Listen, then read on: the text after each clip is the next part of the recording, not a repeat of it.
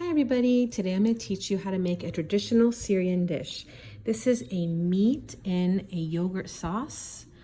It is warm yogurt that is cooked with meat stew pieces inside. A traditional Syrian dish. I have an aunt who is from Syria, and growing up she used to make this dish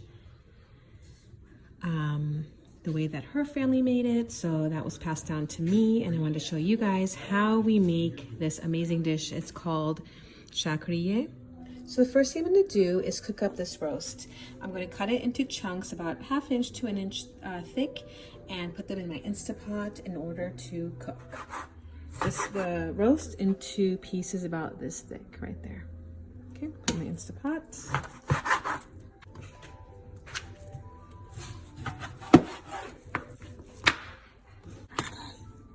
Okay, so now I have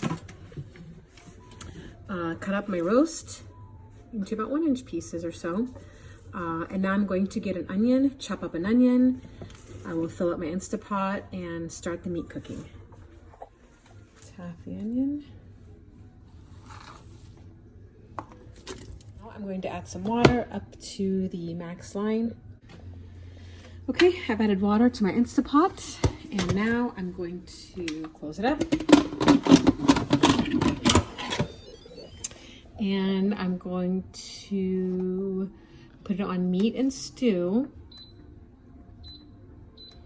Right there. And I'll push start. Now we're gonna let that cook. And as it's cooking, we're gonna start making the sauce.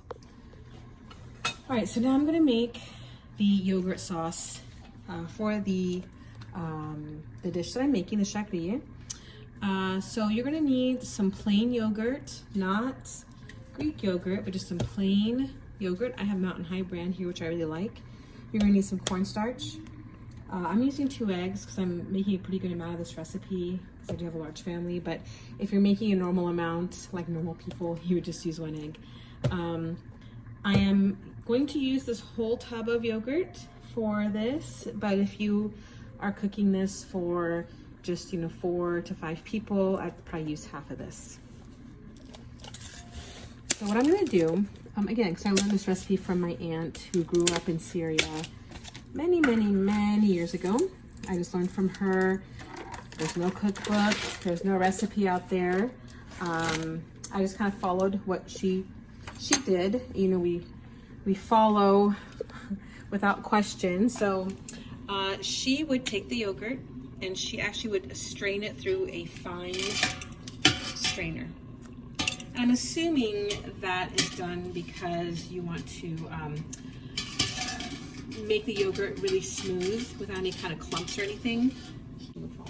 So I'm gonna take the yogurt, I'm gonna add it to my strainer here. I have to do it in 2 batches. All right, I'm just gonna pour a little bit of water over this. And then I'm gonna take my spoon and I'm just gonna start straining the yogurt through this strainer. You can see it's coming out here from the bottom like that. And again, I'm thinking she probably did this so the yogurt will come out really smooth without any kind of chunks or clumps or anything. So you can see it comes out pretty fast. Just come out here pretty fast here.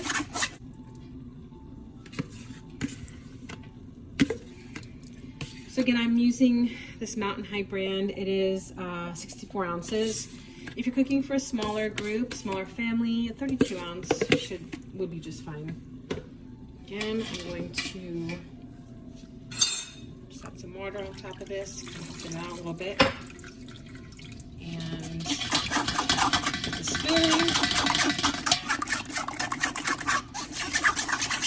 So you can see here that I just came out of my very fine strainer into my pan. All right, so to this, I am going to add an egg. Now I have not turned on my stovetop, okay? Right now it's just that strained yogurt. I'm gonna add an egg. And I need some cornstarch. I'm just using this Argo cornstarch. Add probably about 4 big spoons into my yogurt mixture here. 2, 3, and 4.